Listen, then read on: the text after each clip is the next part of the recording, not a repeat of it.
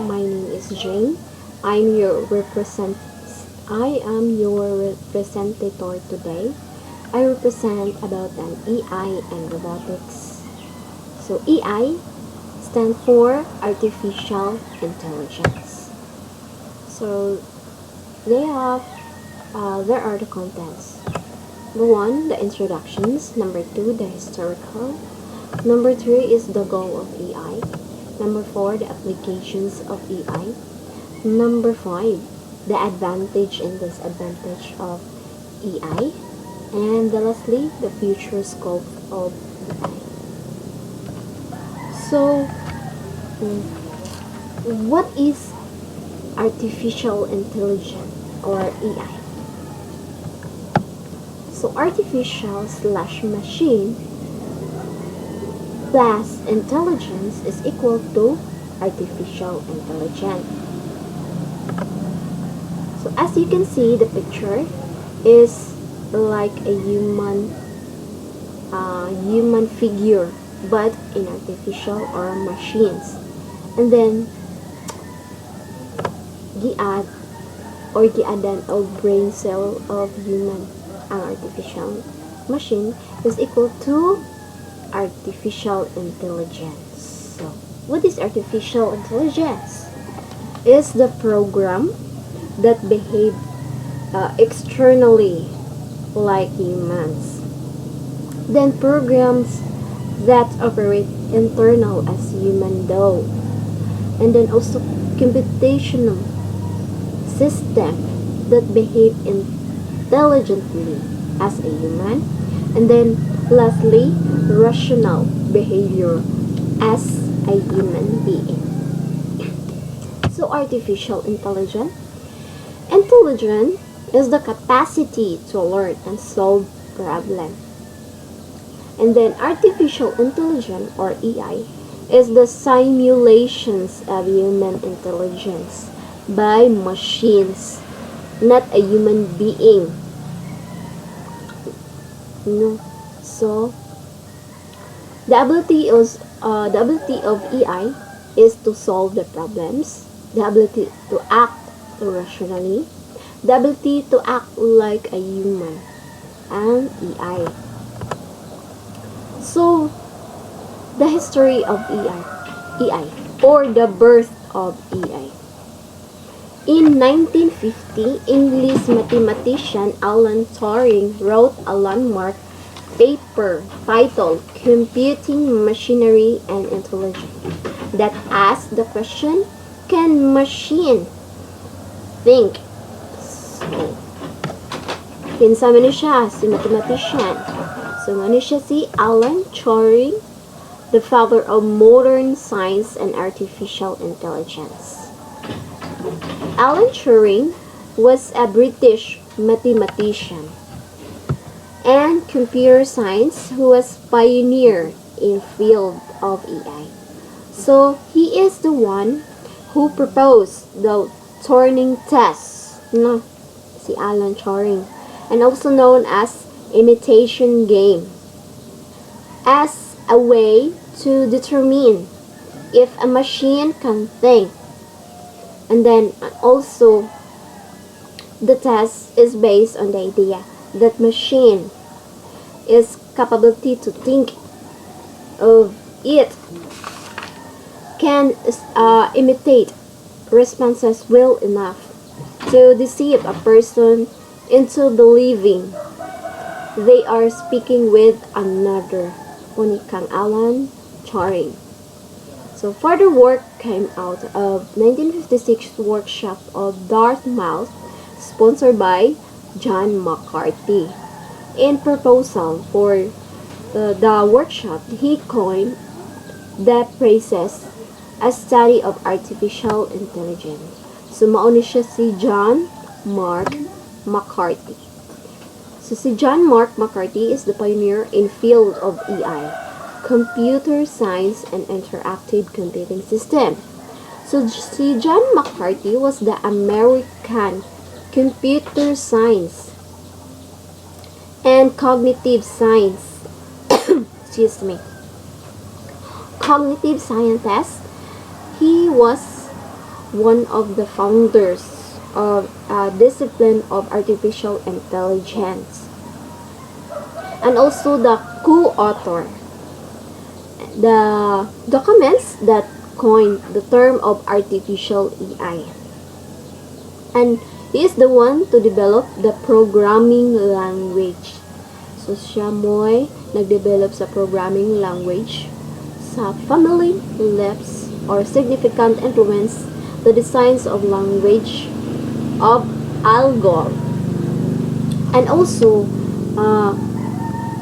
as John McCarthy, human beings are intelligent for them. And also to be called intelligent, so machine must produce responses that indistinguishable from those of human being. So mano siya kang John McCarthy. And also si John McCarthy, also known as father of artificial intelligence. So human being are intelligence. So ako na siyang na-mention ganina. Then to be called intelligence, a machine must produce responses that are indistinguishable from those of a human being. So, para niya, ang AI can indistinguishable from like a human being. And also the program has common sense if it automatically deduces for itself. And also, our ultimate objective is to make programs that learn from their experience as effective as human do. So, para na niya ni John McCarthy. And then, ito sa history of the artificial intelligence or AI or the birth of AI. In 1950, muna siya sinugdanan sa AI. Turing introduced the Turing test, a test that challenged whether a machine can think. Can it answer questions like human despite not being one? No.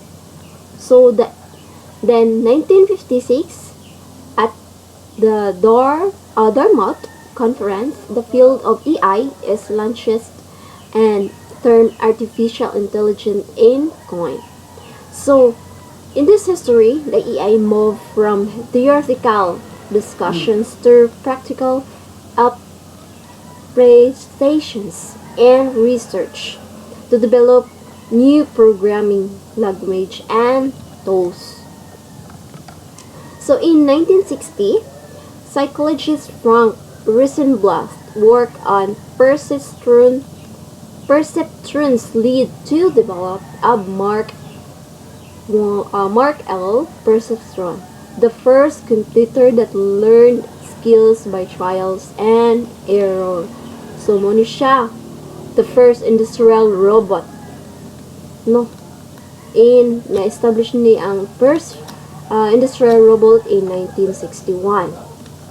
And then in 1965, the first expert system or the programming language.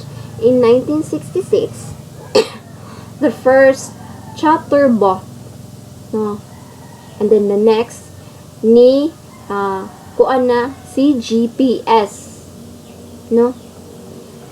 Ni sunod din sa GPS, and then ni sunod pod ang development of LESS sa kang John McCarthy. And then in 1978 to 1979, the SCARA, a robotic arm used in assemble lines, is created at Japan and thereby allows for high-speed automated assembly. So, nisunod na po din si SCARA.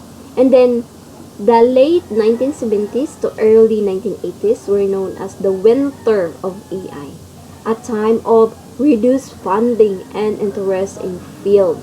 And then the next, in 1988, the British scientist Rulu Carpenter creates Jabberwocky, a chatbot designed to carry out the conversation with users and imitate human interaction. So, diri na siya nagsugod ang chatbot. Chatbot pa sa una. And then next, in 1997, IBM's Deep Blue computer beats Gary Kasparov, or reigning world chess champion, in a game of chess. So, nigamit na po ni siya og mao ni siya ang 1997 IBM's Deep Blue computer beats. So makita na. Then late 1990s, Dr. Cynthia Brazil of MIT designed Casmet, a robot head that can recognize and replicate human emotion, or katong smiling nga robot. Then in late 2000s, IBM introduced Watson, and question and answer computer system that is able answer question posed in natural language like IBM's Deep Blue. Watson went on a bit the top 2 Jeopardy or contestant. In 2011, Apple launches or Siri na, no, an intelligent personal assistant. Nataw na si Siri. Then, what are the main goals of artificial intelligence? The center goals of AL or EL are for computer to have, like reasoning, knowledge of planning, learning, excuse me, learning, and then natural language, and perception, and also ability to move or manipulate objects. So, in simpler terms of what are the main goals of artificial intelligence, is in simpler terms, that goal is to create a computer that is an intelligent and a functionable as human being.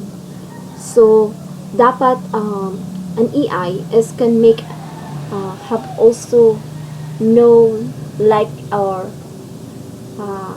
also how to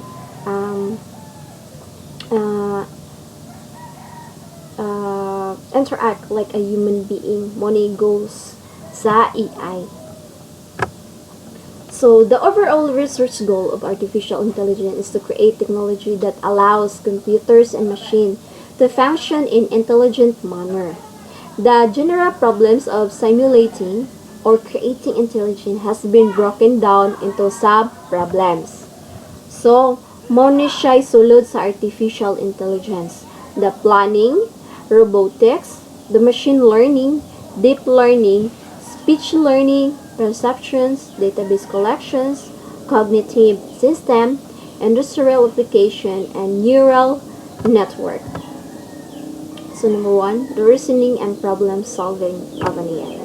So researchers develop algorithms that imitate step-by-step reasoning that humans use when they solve puzzles or make logical deduction. And then next, so nisod na pud ang knowledge representations. So knowledge representation and knowledge engineering are central to all research. Many of the problems machines are expected to solve will require extensive knowledge about the world. So nasud na pud ang knowledge. And the next, the planning, how to make the AI robotics. So, the intelligent agent must be able to set goals and achieve them. These goals for an agent that can not only assess its environment and make predictions but also evaluate its predictions and adapt based on its assessment. So, dapat before you make an AI, you must know the reasoning of the problem, then sunod ang knowledge, then planning, and the next is the learning. The machine learning fundamental concept of a research since the child inception is the study of computers algorithm that improve automatically through experience. Unsupervised learning is the ability to find patterns in stream of input. Then the next learning is the social intelligence. Social intelligence affect the computing is the study of development of systems that can recognize or interpret or process and stimulate humans' affects.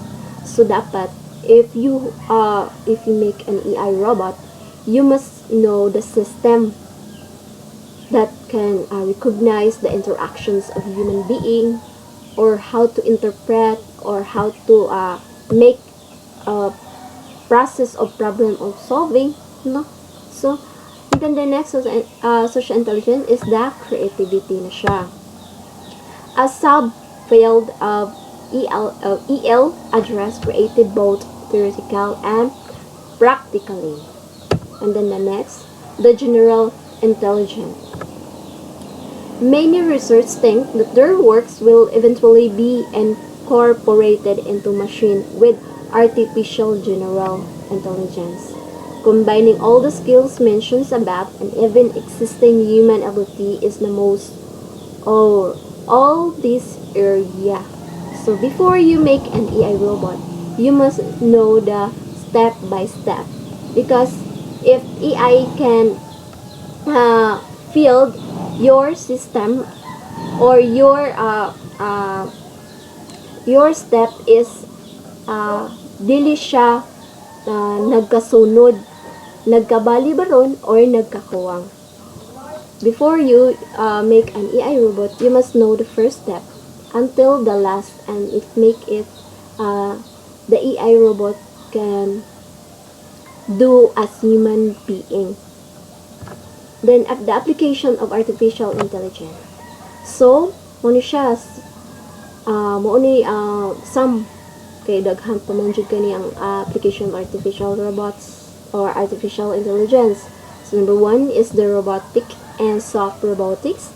And number 2, the Internet of Things. And number 3, the image analytics. And then number 4, the analytics, the graphs analytics. Then number 5, the audio analytics. Number 6, the visualization. Number 7, the visual personal assistant. Number 8, the natural language processing.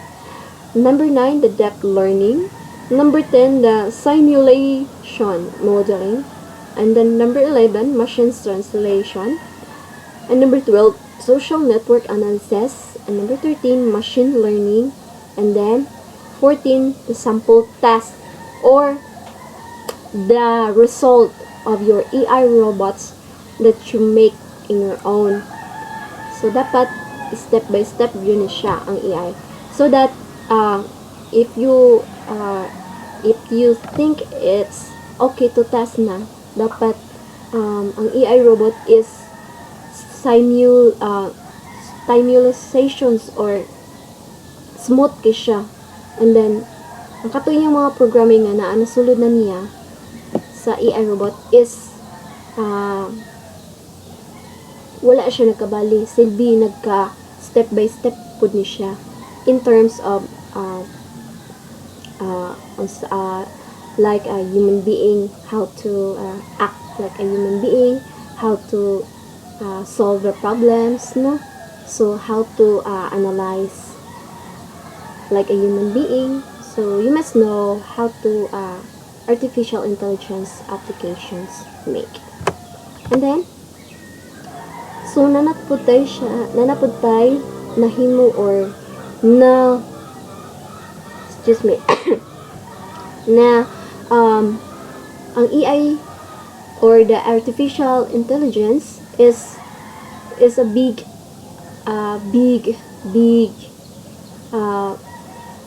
na kwanato silbi dako kay siya natabang sa mga katawhan, labi na sa healthcare sector. So artificial intelligence or AI is the revolutionizing the healthcare sector, particularly in the diagnostic field, utilizing advanced algorithm to analyze medical image and patient data. AI-driven tools are significantly improving the precision and speed of disease diagnosis to unprecedented, to unprecedented levels. So, artificial nowadays is very gamit because kung wala pa artificial, maybe kanang gamit paguro tarog pang like ang albularyo nga kanang pamaagi, just like kuan lang siya based on our kanang karanasan guro sa mga albularyo, no? So pero dapat albularyo, pero you must think nga we must thank our kanang inventor, no, na naka-invent sa AI, because nowadays as makatabang po siya to our families, to everyone in this world, because can predict the disease of a human being, or what is the disease of a human being, can to be cured ba or not to be cured. So next, in personalized educations. So napun ni siya sa education ang AI. So nakatabang pod ang AI sa personalized education. The introduction of artificial intelligence or AI in educational sector signifies a substantial move towards personalized learning experience. AI is personalized learning experience, or AI application stands out in their ability to customize education based on individual needs, abilities, and learning space of each student, revolutionizing the conventional one-size-fits-all approach to educations. So nowadays is nato siya Google Meet up, no, when we can meet our students and Google Meet, and then we have a Google map if you want to go the place you don't know, so use the GPS, no. And then also in education we can make a research, we know the theory or the theory of the AI, we know the theory of, we can know all over what is in the internet nowadays. Not likewise on atong karaan is like ni kuha lang to sa, or ni we must the teacher is the one of the center of kanang knowledge niya. Ang teacher is the nagbase pud sa book, wala pud silbi if ever nga naatay research sa una, di ba mo ato pamanta og library, then we make a research what is di inagikan ang example, di inagikan ang kana how to make AI robot, di ba, ato pamanta og sa library. Now is we can search on online na, so we can make an online research where the AI came from, who is the father of the father, or who is the theorist of the AI, no, kinsay naggamit or kinsay kanang nag-revolve, no. So they can pag-birth, we know that who is the author, is the establisher. So AI is the big impact of the educations nowadays. But in education also, maybe students nowadays is making can make makataon na sila og cheating in online platform pods.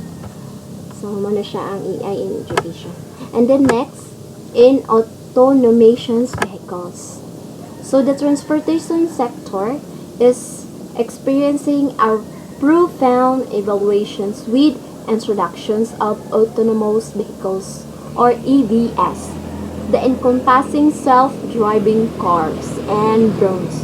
This transformative shift is primarily driven by advancements in artificial intelligence or AI, enhancing the safety, reliability, and capability of this vehicle to navigate inter, intrastate environment without requiring human intervention. So, ang AI is not only in the healthcare sectors, not in only in the educations, but also in automations vehicles. So, morning na uso karon ang ato ang mga sakyanan. No, using of AIs is excuse me, some of invention or mga inventory or mga inventionists is naka-invention sila of car. No, nowadays there's so many cars in our environment. No, then we can also think that if if they don't have automation vehicles nowadays, we maybe ato lang lakwon gikan mantalungon to car and then kanus ako man sad na maabot. So that's why the car is very important nowadays because kana maabot po ta sa ato ang adtuan nga as fast the vehicle as can do. Just me as can do. So mo siya advantage sa advancements of artificial intelligence in AI industry of vehicles. So they can navigate or the safety or can make a distance. No? Then ang AI pod is na po siya capability to navigate or to instruct or not to instruct to calculate the distance between the car or nag-una nga car niya so that it can make it cannot make kanang mabangga baron siya, no? So that's why ang automation vehicles is na-exist nowadays. And the next, so financial fraud detection. So ang AI is nanapod sa financial fraud detections. In digital age, the financial fraud has become increasingly sophisticated, posing a significant challenge to the security of financial operations worldwide. Artificial intelligence or AI has emerged as a powerful tool in combating this challenge with algorithms that excel in detecting fraudulent transactions in real time. So, ang AI naapod sa financial fraud detections because now and then we have so many financial fraud like kanang mo text lang nato nga example na mo text nato karon nga kanang your account you must be upgrade your account pero it can detect your cell phone or scam kay number man siya mo appear sa imong screen sa imong cell phone and then if ever the example the land bank di ba ang land bank is it can make reminders to you that don't open any link that not gikan nila so that kanang imo account is safety sa land bank. And also don't share your information from your relatives or any of your friends because it comes of fun is basin scam ba karon, no? There's so many of now and then Di kay ang karon is init jud ang kwarta nato. Kay all of us known as kanang no one is wala na kinahanglan og kwarta. All of us is nagkinahanglan jud og kwarta. So you must know the financial fraud of detection. So that's why ang AI is naasad siya also AI is the powerful tools to combating this combat the fraud of any or the fraud of detections ang AI. And then this one, the advent of artificial intelligence or AI in smart home technology has significantly transformed the way we live, offering unprecedented levels of home security, energy efficiency, and convenience. So napud si AI sa smartphone ni ko anjo si AI nilambo, no? So na smartphone nga nahimo. So whenever we go, we can bring our smartphone. So if ever one of your family is far from you, you can contact them by your smartphone, or you can make Zoom, or you can make a Zoom meeting, or like our class, we can make a Zoom meeting. So that's why AI is ni kuan pa jud siya nilambo. That's why nga ni kuan jud ang cellphone nowadays. And then si AI is naapod siya sa cyber security system. AI driven system are revolutionizing the field by predicting, identifying, and neutralizing potential threats before they escalate into breaches. It offers a new level of protections for data and digital assets. So you must know AI na apod siya sa cybersecurity. So AI in cybersecurity is the one who protecting our database, our personal database, because nowadays there's so many cyber, no, daghan kayong mga hacker nowadays. Then if one of your example, if one of your kanang Facebook na hack, so you cannot open them directly because he is the one or naadri nag-open og sa imuhang Facebook, then wala pud ka kaila. So you must protect your data or privacy data in your account so that walay mga scammer nga makasulod sa imuhang profile data assets or imuha yung personal data. Then it cannot make any scam, no? Kay imuhang private data is pwede na siya magamit sa scammer, no? Kung example mangutang siya og kanang kwarta sa bangko, then gamiton mo personal nya wa ka kibalo, and then in the next morning makamata ka nga gidakop na ka pero wa ka kibaw nga nangutang kag kwarta pero dili di ay ikaw ang nangutang. So that's why in cybersecurity naapod si AI. Then the future of artificial intelligence. Example, excuse me. The positive impact of EL research can have a humanity will start to be across many walks of life, much of it behind these scenes. Then it improves speech, voice, image, video recognitions will change the way interact with our device. And then also robots will take over hazardous jobs like bomb diffusing and welding. And automated transportation will become common things in the future. In future, humans will be able to augment themselves with robots, Then home robots will help elderly people with their day-to-day work.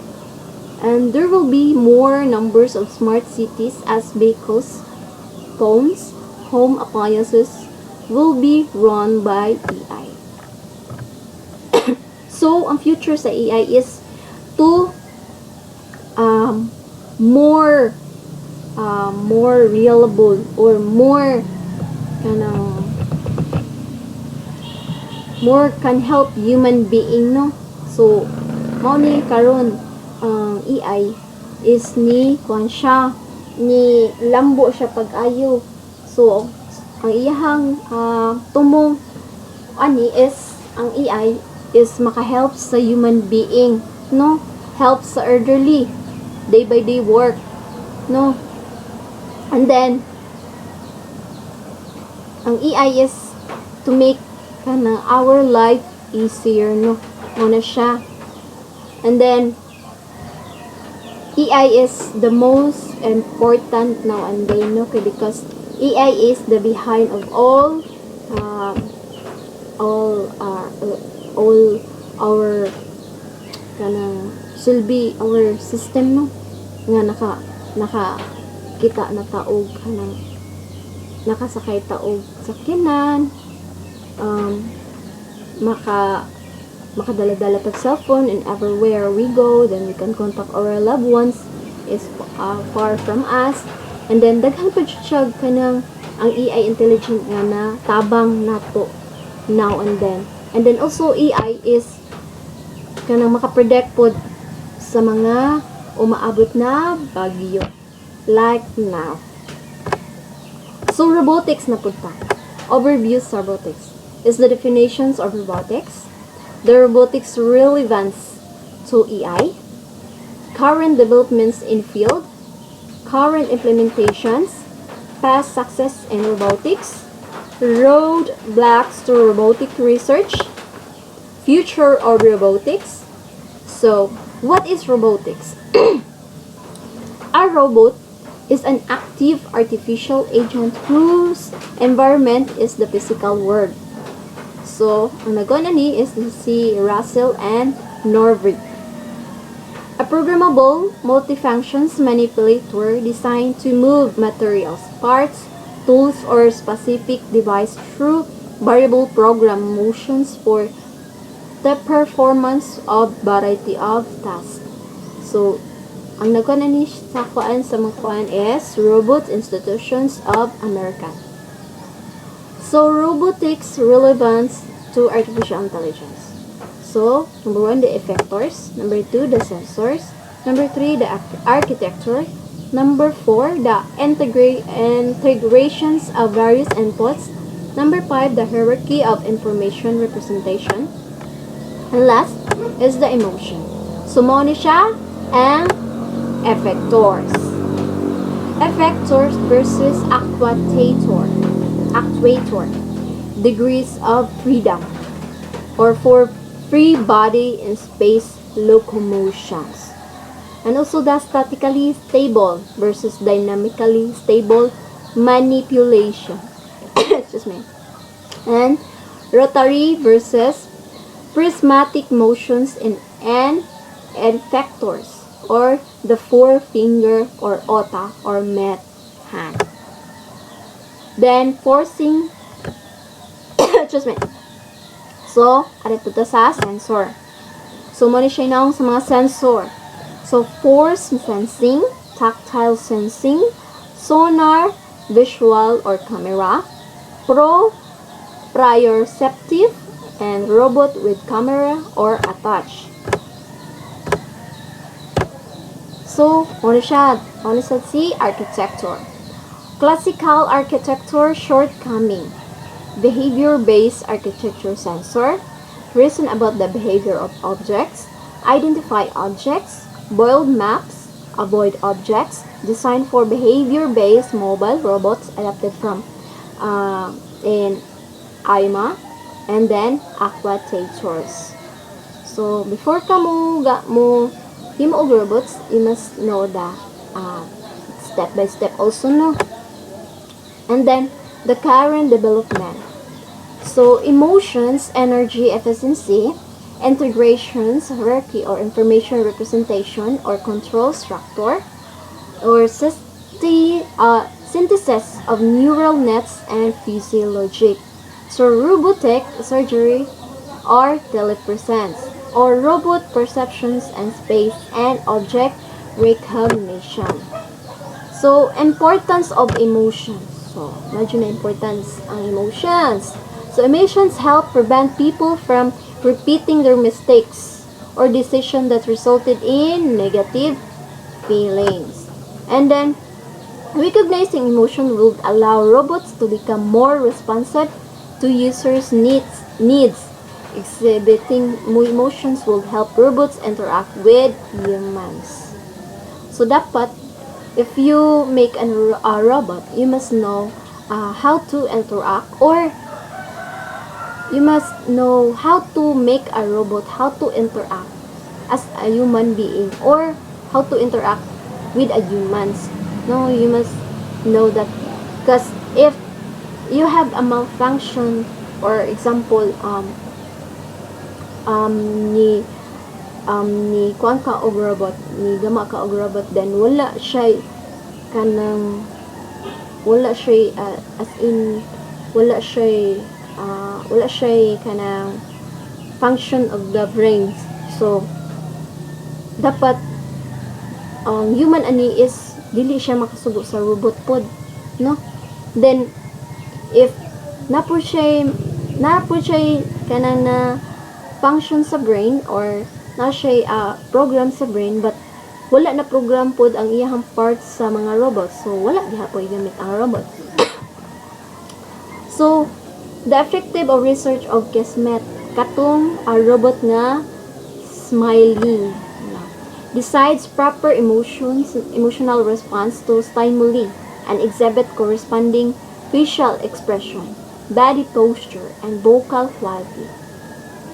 Behavioral responses serves either social or self-maintenance functions and Kismet or smiling. So energy efficiency o sea glider. Small electric pump transfer 100 kilometer or cm3 or oil from external bladder to its reservoir, making sea glider defense enough to sink. Then to dive, small motor passes battery pack into nose, process in reverse to ascent, to satellite, and side glider driving process. So, ano ta sa robotic current implementation. So, industrial robots use in factories to manufacture boxes and pack and wrap merchandise. Car manufacturers own 50% of today's robots. So, robots used in hazardous situations. Nuclear power plant response to bomb threat, outer space explosions, and robotic arm arranging, and chocolates, and other. So, current implementation. So, naay nahimo nga robot, which is si Asimo. Ang nakahimo ani si Honda. Ang nahimo si Asimo. So, Honda's Asimo is advanced step in innovative mobility. So, ang nahimo ni Asimo is to able to walk freely, can change stride speed, can able to balance on one foot, or able to climb stairs, or able to manipulate objects, space, and cause fashion. So, this is the first robot nga nahimo in this current implementation, no? First robot nga nahimo nga how to nahimo nga how to make how to walk, how to make a balance in one foot, then kamao na pud siya mo climb, and then and it can know how to cost, or he knows the cost and efficiency. So nowadays robotics is gamit kaayo sa mga factories, because nowadays ang mga factories is used as a robots na to wrap the mga merchandise. And then also ang robot is can predict a nuclear bomb, no, or threat of outer space or explosions. Kasagaran is ang robot na mo ato sa space, no. Then also robots can know how to arrange sa mga merchandise, no, nga ato ang gipang palit. So ang sa other countersides is robot is the ilahan ng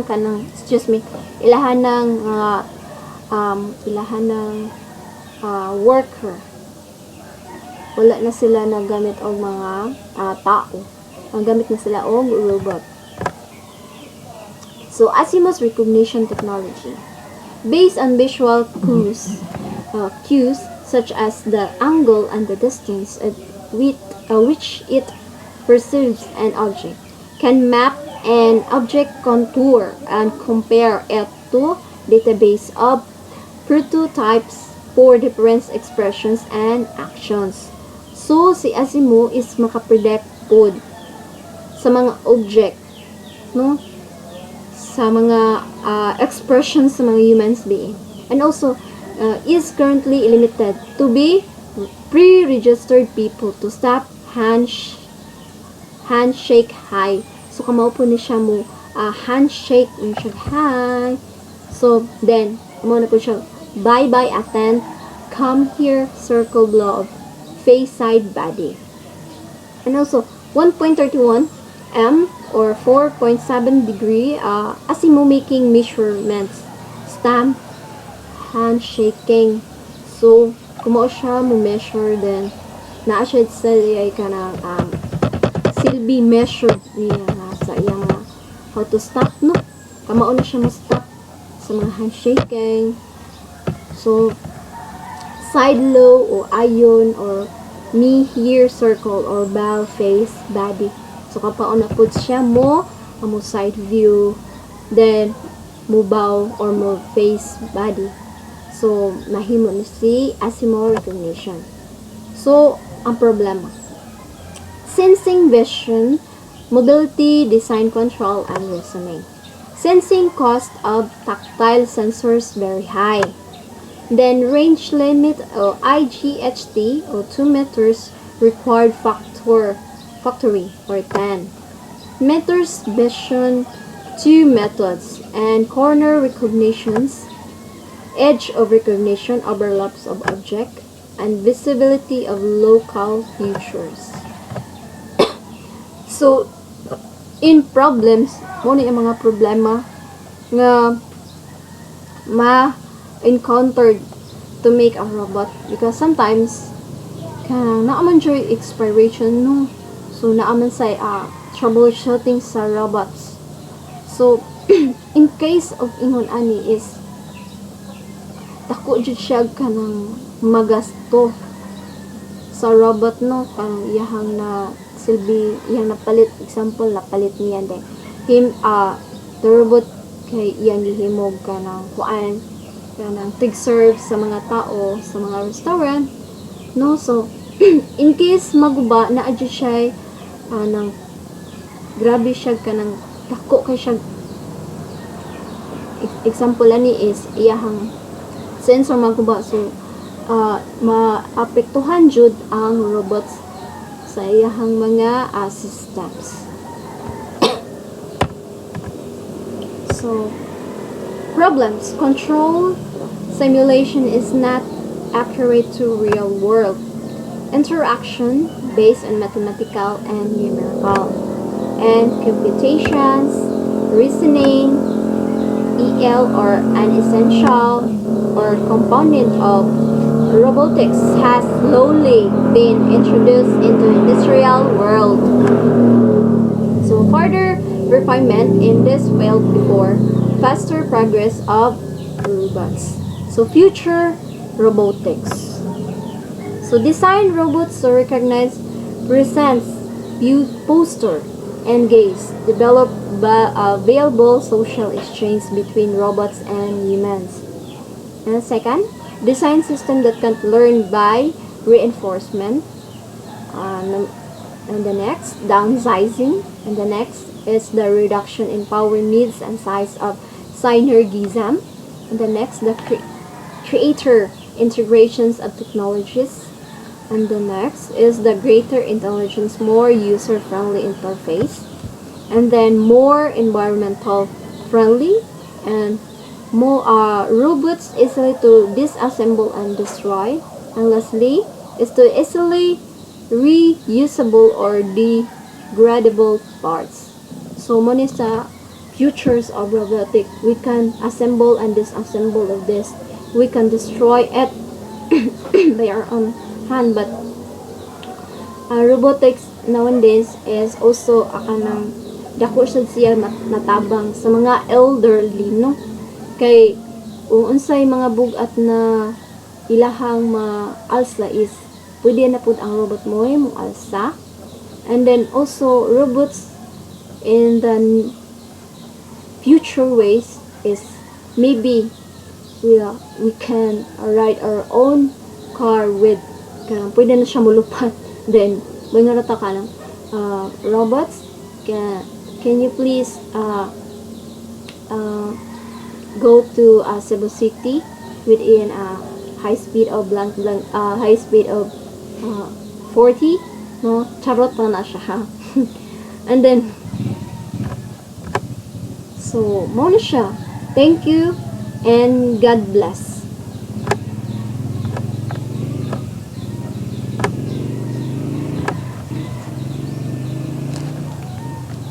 So this is the last page that hoping you have naamoy nakatanan sa ako ang mga gipang discuss or gi-represent by me, even though I'm using Taglish or English with Bisaya version. Thank you and God bless and good evening or good day kanatong tanan.